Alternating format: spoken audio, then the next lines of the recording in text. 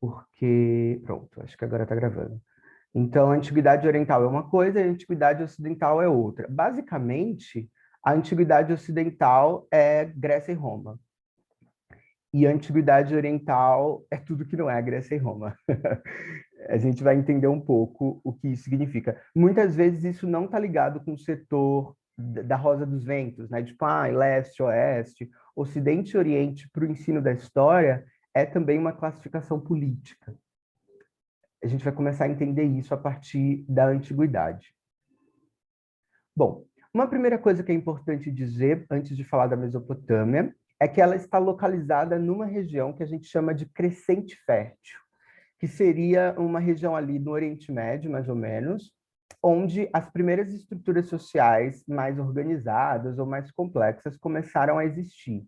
Aquela velha história da civilização que a gente comentou na semana passada. A Mesopotâmia, por exemplo, é entendida por alguns historiadores e historiadoras tradicionais como uma das primeiras civilizações da humanidade. Eu prefiro não usar o termo, por aqueles motivos que a gente já conhece, mas pode ser que apareça lá, primeiras civilizações, Mesopotâmia foi uma civilização, e aí vocês vão dizer que sim, bonitinho, tá? É... E por que crescente fértil, professor? Porque a forma da geográfica lembra a Lua, a gente já vai ver, e fértil porque essa região ela está ali no Oriente Médio, e onde tem um clima muito árido, né? Tem muitos desertos ali no Oriente Médio. Já começando aqui do norte de África, até a Arábia Saudita, Palestina, toda essa região ali do Oriente Próximo é bastante árido, é bastante quente. Isso significa que as regiões próximas dos rios são mais férteis, né? Então, tem vegetação, animais aquáticos, etc. Os quatro principais rios dessa região chamada Crescente Fértil são Tigre, Eufrates, Nilo e Jordão. Estas estruturas sociais, elas se organizam próximas a esses rios, porque é por onde elas conseguiam sobreviver. Essa é uma representação do mapa da chamada Crescente Fértil. É todo esse espaço aqui que está entre o pontilhado. Então, vocês percebam, desde aqui do Egito na esquerda, que é norte do continente africano, passando por essa região que hoje seria Palestina, Israel, norte da Arábia Saudita, até o Golfo Pérsico, que é essa...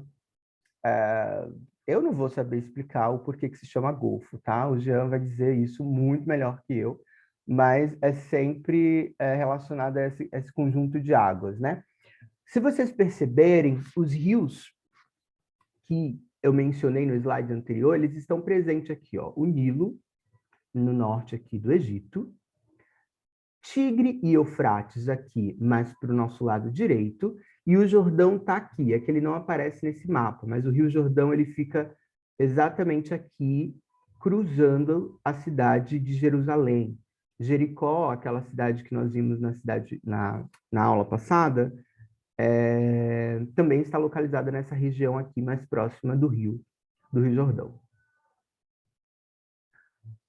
Bom, antes de entrar propriamente no assunto da Mesopotâmia, eu gostaria de conversar um pouco com vocês sobre a ideia de Estado, né? Até agora, nós não tínhamos visto isso aparecer nos grupos sociais que nós estávamos estudando, e a ideia é que a gente compreenda a partir de agora o porquê que o conceito ou a organização de Estado começou a se apresentar, né? Por que que ela foi necessária? A primeira coisa a dizer é que o nome Estado vem do termo status, do latim, e não é o do WhatsApp, é status de firme, de permanência, de fixidez. Então, a partir da sedentarização, como nós vimos, a Revolução Agrícola, que veio, os grupos pararam de se movimentar, deixaram de ser nômades, começaram a se fixar nos lugares. A palavra Estado vem exatamente desse exercício, desse movimento de parar em um lugar e estabelecer ali uma espécie de governo, né, ou uma sociedade política. É importante dizer que o Estado ele nem sempre foi necessário. A gente viu muitos grupos que não precisaram do Estado para sobreviver, tanto os paleolíticos, neolíticos, ou os exemplos mais concretos que nós vimos aqui da América do Sul, Mas, em algum momento, ele começou a ser necessário para alguns grupos. E por que isso aconteceu? Lembra que nós vimos que as divisões das atividades começaram a ser mais evidentes? As pessoas começaram a se dedicar a algum exercício ou alguma prática muito mais constante do que antes? Bom, nós vimos na semana passada alguns exemplos dessas profissões, né? Entre aspas, que seria o metalúrgico, o agricultor, pastor, criador de animais, pescador, artesão, cerâmico. Estas são as funções mais produtivas, né? De produzir. Ao pé que essas funções foram sendo estabelecidas, outras, mais político-administrativas e militares, também começaram a se formar, né? O que são funções político-administrativas? Trabalhos que estão destinados especialmente ao controle, né? Não necessariamente controle, mas a organização desse grupo. Então, pessoas ou grupos que estavam destinados a manter certa ordem ou continuidade neste grupo ou nessa estrutura social. Acontece, gente, que dividida essas tarefas, algumas começaram a ter mais poder social do que outras. Por exemplo, quem vocês acham que tinham mais poder social? Um pescador ou um militar? Militar. Um militar. Quem vocês acham que tinham mais poder social? Um sacerdote ou um cerâmico ou ceramista? Sacerdote. Um sacerdote. Ou seja, algumas funções começavam a ser mais envolvidas com o governo, né? Com o controle, com a administração. Isso começou a gerar um grupo, né? Um grupo próprio que administrava esta região, estas pessoas, a produção, etc. É deste grupo que nós estamos falando quando estamos falando de Estado. É importante entender isso. O Estado não é algo abstrato. O Estado não é algo metafísico ou, enfim, que não é possível ver. O Estado está representado nas pessoas. São as pessoas que representam ou executam o que seria esse tal de Estado, né? Isso já vinha acontecendo desde as cidades-estados, né? Que nós vimos na, nas aulas passadas. Tanto, por exemplo, a gente pode entender como uma espécie de cidade-estado Jericó ou Satal, mas de um modo muito menos estruturado do que vai acontecer, por exemplo, na Mesopotâmia. E a gente vai entender como foi que isso aconteceu. Bom, a palavra Mesopotâmia, ela é de origem grega e ela significa entre rios, porque a região estava exatamente localizada entre o rio Tigre e o rio Eufrates, um daqueles rios lá importantes da crescente fértil. Ela esteve localizada onde hoje, atualmente, é o Iraque. Se vocês jogarem lá no Google, Iraque é onde era a Mesopotâmia. E notem, lá existem hoje mais de 10 mil sítios arqueológicos. Isso é muita coisa para material histórico, né? Justamente porque foi ali, nessa região, que as estruturas sociais começaram a se organizar inicialmente. Como eu tinha dito, o clima árido do Oriente Médio influenciou diretamente no modo como esses grupos começaram a se organizar. Um dado primeiro é que eles se fixavam próximo dos rios, justamente porque é dos rios, né? Tanto que vem a pesca como vem a utilização da água. Né? A água é um fator primordial para a sobrevivência dos grupos humanos, mas também porque nas regiões próximas dos rios, quando a enchente acontecia ou chovia muito e o rio subia, todos os nutrientes que estavam no rio subiam também para o vale. Isso fazia com que o terreno fosse fértil e a agricultura fosse mais possível ali. O Jean já falou disso, ou vai falar disso em algum momento, sobre o quanto a relação dos rios com os vales é importante nesse sentido. Então, é necessário que a gente entenda que esses grupos eles se fixam nesse lugar, principalmente porque eles estão interessados na fertilidade que os rios podem dar para essa região. E é, inclusive, esse o motivo das disputas territoriais a partir de agora. A gente vai entender o porquê. Esta é uma representação de onde seria a região da Mesopotâmia. Como eu tinha dito, entre o rio Tigre e o rio Eufrates. Normalmente a gente entende o início ou o norte dela como as nascentes dos rios, né? Ou como costuma se chamar Alto Tigre ou Alto Eufrates, que é essa região mais do norte da Mesopotâmia, e ali no final dela, mais para o sul, aqui mais próximo do Golfo Pérsico. Bom, a Mesopotâmia, gente, ela foi uma região, como eu disse, né? Ocorreu que ela não foi administrada por um só povo durante a sua existência, né? Ou durante esse período das primeiras civilizações, como a história tradicional chama. Ela foi administrada por diferentes povos que foram guerreando entre si para ter o domínio dessa região. O primeiro deles foram os sumérios. Os sumérios, os indícios mais antigos dos sumérios são de cerca de 3.500 anos antes de Cristo. Então, já naquela fase final ali do período neolítico, né?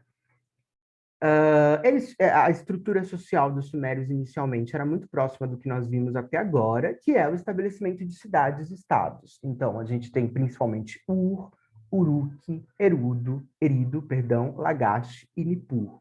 Elas estão, inclusive, algumas marcadas aqui, ó. Uruk, Lagash, são essas cidades que surgem nesse momento, né? Babilônia surge um pouco depois.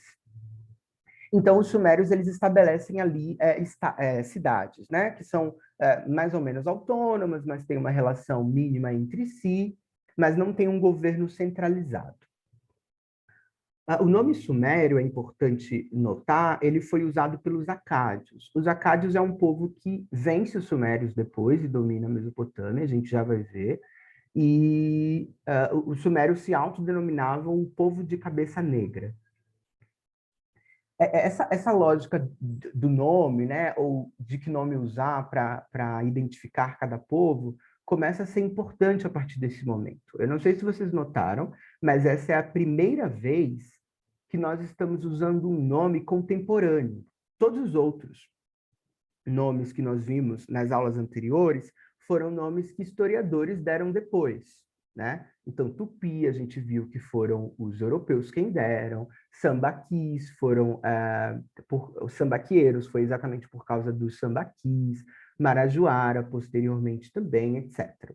A partir de agora, nós estamos lidando com a ideia de identidade política ou regional, não ainda nacional, como a gente entende hoje, mas começa a ser uma espécie de identidade, né? Como a gente entende hoje, por exemplo, brasileiro, chileno, argentino, etc. e tal. As primeiras civilizações, as primeiras estruturas sociais já começam a partir também dessa lógica identitária.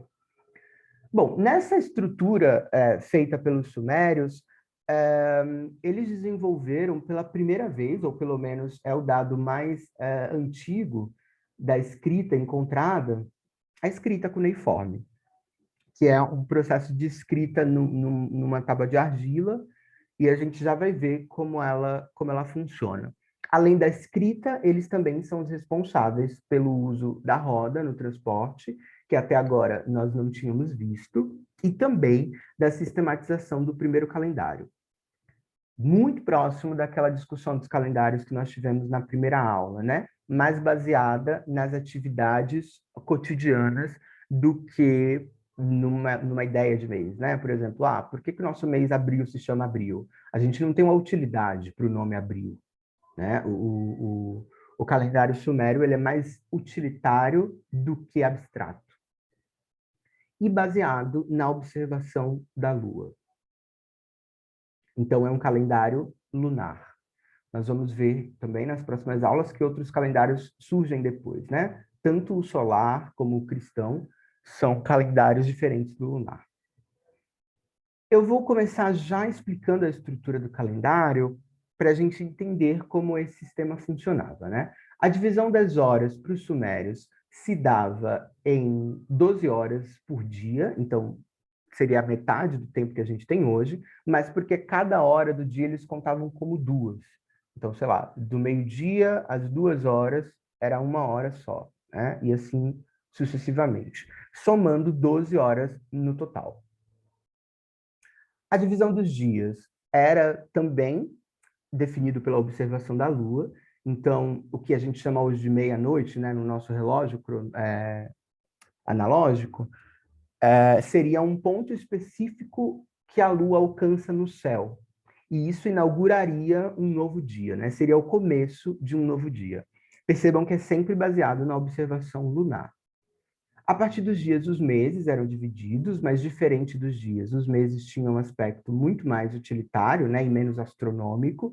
Então, não tinha nome de meses, era um nome mais de período. Então, período de queimada, período de semeadura, período de colheita, cozimento de tijolos, cultos, ou seja, existiam 12 períodos no decorrer do ano, onde cada mês, como a gente chama hoje, era destinado para uma atividade específica. Então, durante um mês inteiro, eles semeavam, durante outro mês inteiro, eles colhiam, e era assim que se regia a contagem mensal. E, por fim, a divisão dos anos, né? Que era a multiplicação da quantidade de períodos com a quantidade de partes que o dia tinha, né? Como a gente viu aqui no começo, o dia com 12 horas era dividido em 30 partes, também baseados nessas atividades cotidianas. Esta é uma representação da região que foi ocupada pelos sumérios aí no começo, então ela é muito mais, como nós tínhamos visto, baseada nessa organização das cidades e muito concentrada nos rios, como vocês estão vendo. Tanto no Eufrates, quanto no Tigre, quanto aqui no Golfo Pérsico. Esta é uma representação, né, uma espécie de desenho ou pintura sobre azulejo do uso da roda pelos sumérios. Então, a domesticação dos animais já era uma atividade, como nós vimos, desde o Neolítico. Então, os cavalos já eram um animal que fazia parte desse processo de criação, então eles só acoplaram, né, o uso desse animal com essa espécie de carroça que a gente vê aqui na esquerda e a roda que levava essa carroça. Se vocês lembrarem, lembra daquela representação que eu mostrei da tecnologia para a formação dos megalíticos? Tinha uma espécie de madeira roliça embaixo de uma pedra, não tinha? Pode ser que aquilo seja uma técnica que seja anterior à roda, né? Que é esse processo de deslocamento a partir de materiais que giram, que rodam, e daí vem o nome roda. Este é um exemplo de uma placa suméria escrita. Então, como eu tinha comentado, eles inscreviam na argila ainda molhada os signos, e a gente já vai entender como esses signos funcionavam, né? E se formava uma espécie de folha de argila, né? Ou uma espécie de placa, talvez, enfim. Não sei que nome dá. Os sumérios eram politeístas e a gente já vai entender isso, como que isso influenciou na formação política, cultural e social desse povo. Politeísta significa acreditar e cultuar em mais de um deus.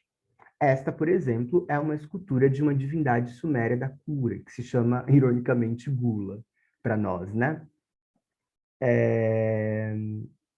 Percebam que ela está sentada, ela tem uma pose um tanto soberana, e tem um animal, um cachorro, que acompanha ela ali do seu lado direito.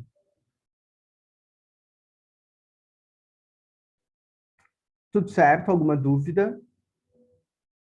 Ok, qualquer coisa é só abrir o microfone ou falar no chat. Seguido dos sumérios, nós temos os acádios. Esta lógica que nós estamos vendo agora, gente, é sempre de sucessão, tá? A partir do momento que os sumérios deixam de governar, os acádios assumem. E como que isso se dá? Pela guerra. Então, os acádios conquistam os sumérios. Eles estão interessados na região fértil que os sumérios habitavam. Percebam, eles vêm do deserto, ou seja, estavam literalmente sedentos, né? Literalmente sedentos por uma região que fosse fértil, né? Que fosse frutífera. Eles, a partir do momento que eles conquistam a região mesopotâmica, diferente dos sumérios, eles unificam as cidades e estabelece o que a gente chama de primeiro império. Ou seja, as cidades elas deixam de ser individuais e autônomas e passam a pertencer a uma estrutura social mais ampla, maior, né? Que daí o nome, daí vem o nome império. Império é sempre uma referência a um domínio que se expande para além do seu original. Então, costumeiramente através de conquistas, né? Através da guerra, através eu tomo para mim o governo daquela região através do embate. A gente vai ver muitos impérios nas próximas aulas. Esse é o primeiro deles. O Império Mesopotâmico, ou o Império Acádio, né, como a gente chama, muitas vezes, para especificar melhor, ele se expandiu mais, em seu período de maior expansão foi entre esse período aí de vida do rei Sargão, que foi um rei acadiano que dominou o Império Mesopotâmico aí enquanto ele esteve vivo. E aí o Império Acádio se expandiu desde o Golfo Pérsico até o norte da Mesopotâmia. Eu vou voltar aqui só para a gente ter uma ideia do que isso significa. Os sumérios habitavam só aqui essa região mais no sul. Os acádios vão estender até mais ou menos aqui em cima, na nascente dos rios. Essa é uma outra característica do império. Quanto mais território, melhor.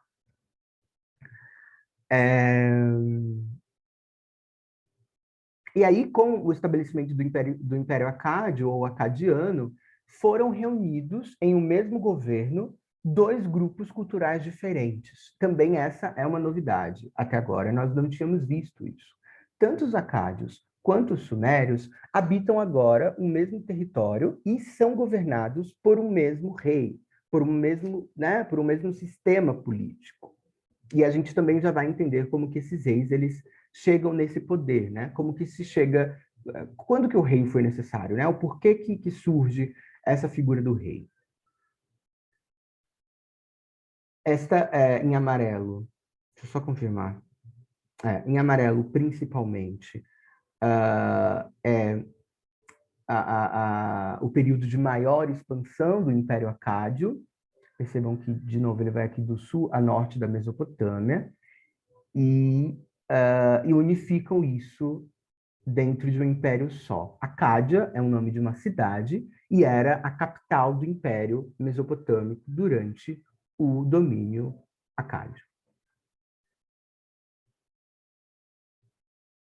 Assim como os sumérios, os acádios também eram politeístas, e essa é uma representação em baixo relevo de uma das deusas acadianas, que se chama Inanna, deusa do amor, erotismo, fecundidade e fertilidade. Eu gosto muito dessa figura. Essa deusa é um pouco popstar, assim, né? Ela tem quase que uma bota, tem uma perna aqui que se estende em cima de um leão ou de um animal feroz, e ela é meio que guerreira, né? Me lembra um pouco, sei lá, Xena ou alguma coisa nesse sentido. Não sei se vocês conhecem Xena, a princesa guerreira. Depois joguem no Google. Xena, a princesa guerreira. Bom, em seguida dos acádios, vieram os amorritas ou os amoreus, né? Os amoreus também vieram de um deserto, só que dessa vez do deserto arábico, ali da região sul da Mesopotâmia, e se estabeleceram numa cidade que eles deram o nome de Babilônia. Por isso, eles também são conhecidos como babilônios ou babilônicos. Talvez esse nome vocês já devam ter ouvido antes, é mais popular, é mais comum. Então, quando vocês ouvirem falar, e os babilônios, são os amoreus. Tá. De novo, o Império Mesopotâmico continuou, ele não foi dividido, então a gente percebe que desde os acádios a ideia de império permaneceu, então ao invés agora de Império Acádio, é Império Babilônico, ou Império da Babilônia, e o principal rei desse período foi o Hammurabi, principalmente porque ele estabeleceu um sistema comercial bastante importante para a região. Se vocês lembrarem, até agora nós estávamos lidando com a ideia de comércio mais fechada, mais interna, né? Muito mais baseada na permuta, como nós tínhamos visto na semana passada, na troca de coisas. A partir do estabelecimento do império, ele também está interessado em transações comerciais que alcançam outras regiões, porque nós estamos centralizando nossa atenção na Mesopotâmia, porque ela tem uma história importante para a Antiguidade Oriental, mas isso não significa que só os mesopotâmicos existiam. Muitos outros povos começavam a se estabelecer tanto na região do Oriente Médio, quanto no que a gente chama hoje de África, de Europa, etc. Então, a ideia de comércio, né, talvez não com esse nome, mas a ideia de troca baseada num sistema de valor, ele começa a ser bastante frequente nesse momento. Esta é uma representação da extensão territorial do Império Babilônico, muito próximo do Império Acádio. E em seguida, eu não trouxe muitas coisas do Império Babilônico, que a gente vai ver já em seguida. Em seguida dos babilônicos, foram os assírios. Eles vão falar, nossa, não acaba, gente. É um grupo que se sobrepõe sobre o outro. Exatamente na ideia de tomar o poder, né? De tomar o governo. Ao contrário dos amorreus, os assírios vieram mais do norte e se estabeleceram ali do norte, né? No que a gente chama de Alto Tigre. Venceram os babilônicos e, por isso, estabeleceram um império próprio chamado Império Assírio. E, de novo, teve uma figura muito importante como rei, que foi o Assurbanipal, ou Assurbanipal, enfim, como a gente preferir chamar. Uma característica importante dos assírios é que eles vão estruturar, ou eles vão organizar melhor, ou tornar mais eficiente os grupos militares, dando origem ao que a gente conhece hoje como exército, né? Como esse grupo preparado para a batalha, ou esse grupo preparado para a guerra. E isso por quê, gente? Porque ele precisava defender. Sabe aquela velha história do... Nossa, esse é um exemplo muito ruim. Vou pensar em outro. Bom, se ele tomou o território, se ele tomou o território pela briga, é possível que outros queiram tomar o território também pela briga. Então, ele precisa proteger esse território a partir de agora. E por isso que esse exército ele é bastante importante para a duração do período, para a duração do Império Assírio. Depois, os outros impérios vão, obviamente, se basear nessa estrutura de luta e de guerra para defender os seus territórios, as suas possessões, as suas produções. Para vocês terem noção, esta foi a extensão territorial do Império Assírio. Em verde escuro tem esse Império Assírio primário, talvez, né, ou uma primeira fase do Império Assírio, e ele já era bastante grande comparado aos que a gente tem visto até agora, né? Ele vai aqui desde o norte da Mesopotâmia até a costa do Mar Mediterrâneo, e depois, na sua segunda fase, aí, nos últimos 600 anos antes de Cristo, essa parte de verde mais claro, ele vai se espalhar absurdamente por todo o Oriente Médio, inclusive no Egito. Então, tem um período do Império Egípcio que é dominado pelos assírios. A nossa próxima aula é sobre o Egito e a gente vai perceber como isso impacta. Porque percebam, o império, né, a dominação política, a dominação imperial, ela tem a ver também com todas as questões culturais que nós temos visto até agora. Porque se os assírios dominam o Egito durante certo período de tempo, significa que os egípcios precisam se assimilar aos assírios, ou seja, deixar de praticar, né, ou pelo menos oficialmente praticar uma cultura local e começam a ser obrigados a se adaptar ou a aceitar essa cultura dominante, né, que veio através da dominação imperial. Isso aconteceu com os acádios e com os sumérios e não parou nunca mais na história da humanidade. Os eventos que a gente vai ver daqui para frente estarão sempre relacionados a como um povo se sobrepõe a outro, ou como um povo domina o outro, como um povo impõe sua lógica cultural para um outro que ele domina, principalmente na lógica imperial. Este é um baixo relevo de Assurbanipal e é também uma primeira vez em que essas figuras humanas começam a ser representadas com um teor de identidade. Nós, por exemplo, não sabíamos quem eram aquelas figuras das pinturas parietais. O máximo que nós tínhamos de informação do que nós vimos até agora são dos deuses, né? Ou das deusas.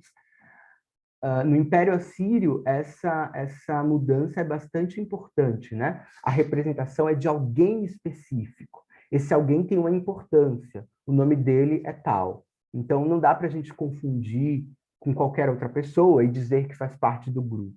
É isso que eu tinha comentado na semana passada sobre estratificação social, ou seja, pessoas que têm importâncias diferentes dentro de um mesmo grupo. Inclusive, ele está numa cena de caça, né? Que eu trouxe para vocês um recorte. Na verdade, eu acho que eu só achei esse recorte, mas ele tem ele compõe uma cena maior e ele está caçando um leão.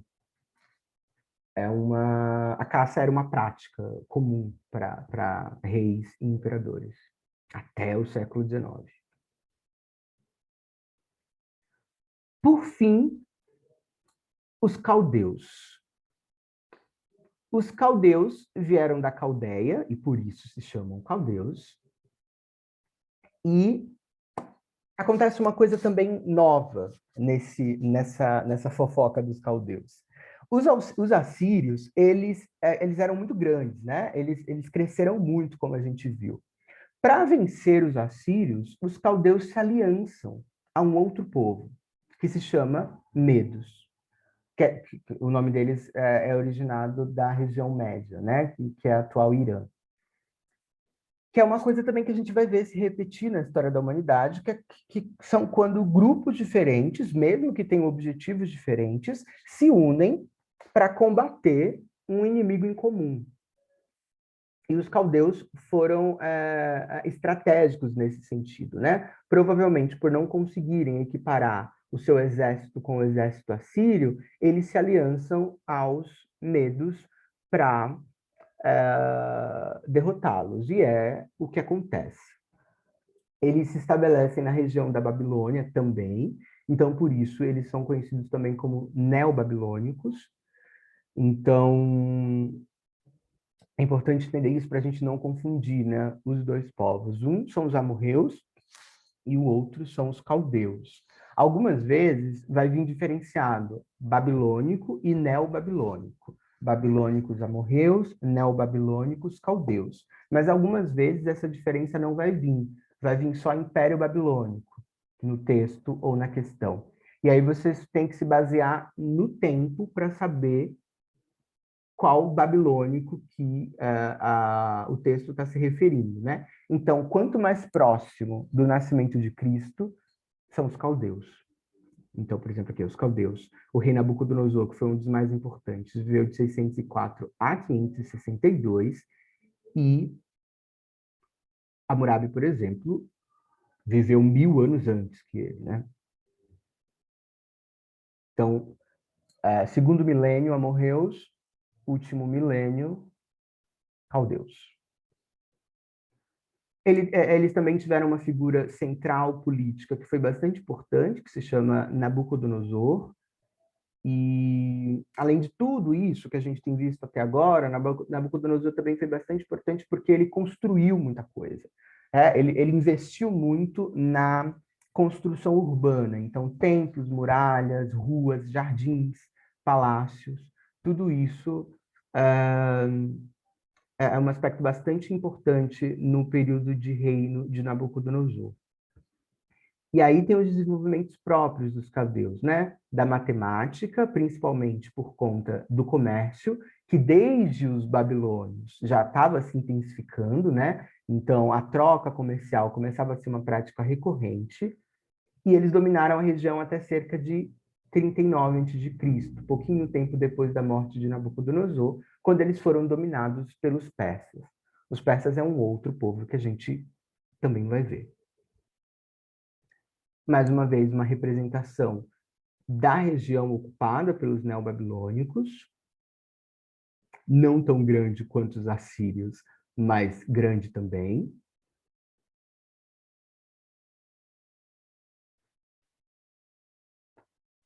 Ok, até aqui.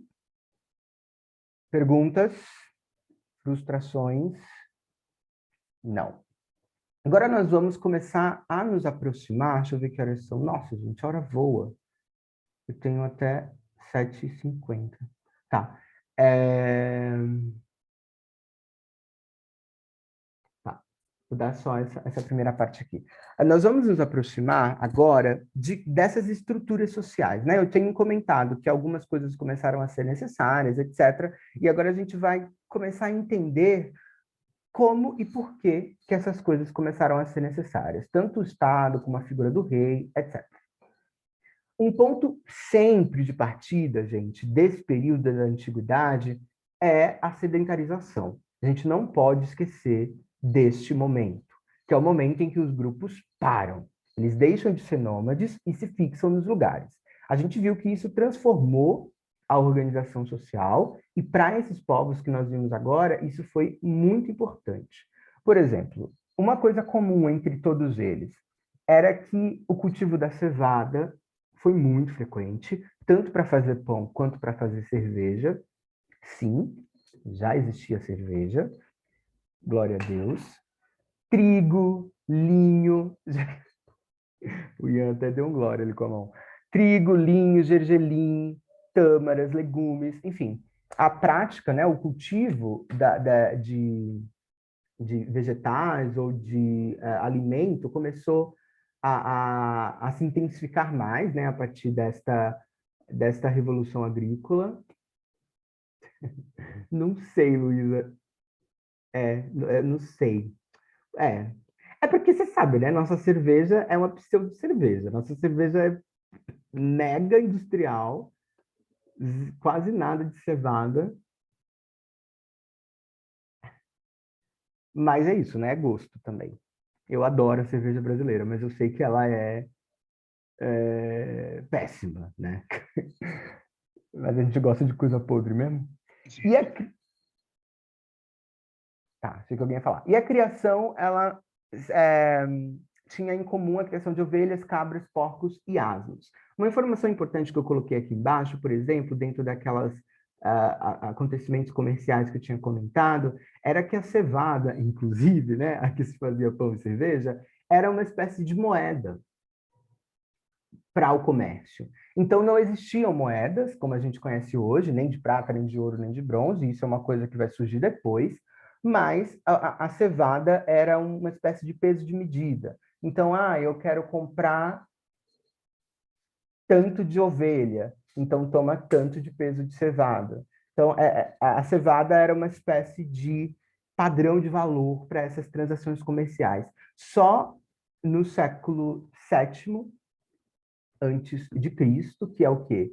650, 680, deixa eu ver aqui, ó. Nesse período final da vida de Nabucodonosor, é que a moeda começa a ser utilizada. Bom, outra coisa importante para este período de sedentarização é que, diante dos desafios da região, eles começaram a tentar dominar a região, né? Como eu tinha comentado, o clima era bastante seco e a necessidade de se concentrar nos rios era muito importante. Só que não dá para controlar o rio, não dá para controlar a água. Quando chove, ela inunda tudo. Quando não chove, ela seca. Ou seja, começou-se a perceber que era necessário criar tecnologias para controlar a água. Ou, né, controlar a água vem na minha cabeça assim a gata do Avatar. Controlar a água da tecnologia de manter, né? De criar diques, por exemplo, barragens, canais, ou seja, sistemas tecnológicos que fazem com que a água possa ser utilizada mesmo quando a natureza não contribui muito.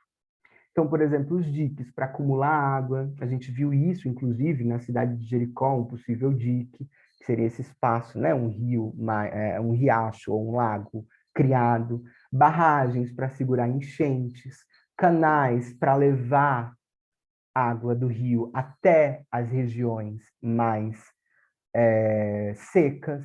Então, o controle da água começou a ser uma atividade muito importante para a sobrevivência desses povos, né? Então, pensem comigo, as conquistas dos impérios significava também as conquistas de suas produções. Então, se os sumérios tinham diques, os acádios, quando conquistaram eles, conquistaram o dique também. E assim sucessivamente. Ou seja, conquistar uma região, conquistar as cidades, começou também a significar conquistar o que ela produz, conquistar a tecnologia que ela tem, né? Isso, para a sobrevivência das próximas gerações ou para o aprimoramento dessas técnicas, é muito importante.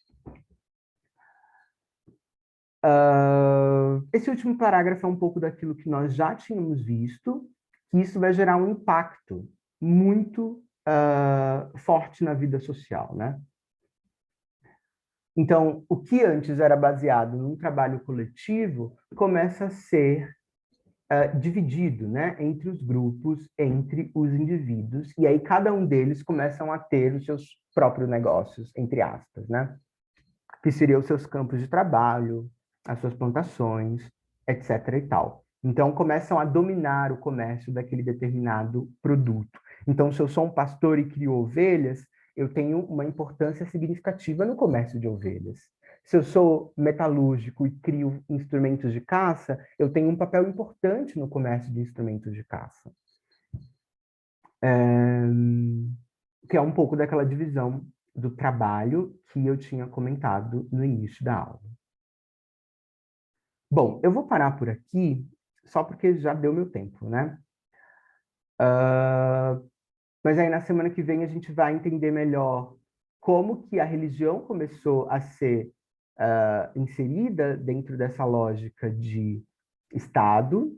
Então, os templos, os sacerdotes, os palácios, o que é que os reis, né? Como os reis se comportavam dentro dessas sociedades, qual a relação que se estabelece já entre religião e política nesse período, e os exemplos que eu tinha comentado sobre a escrita, né? Que são estas figurações que mostro agora.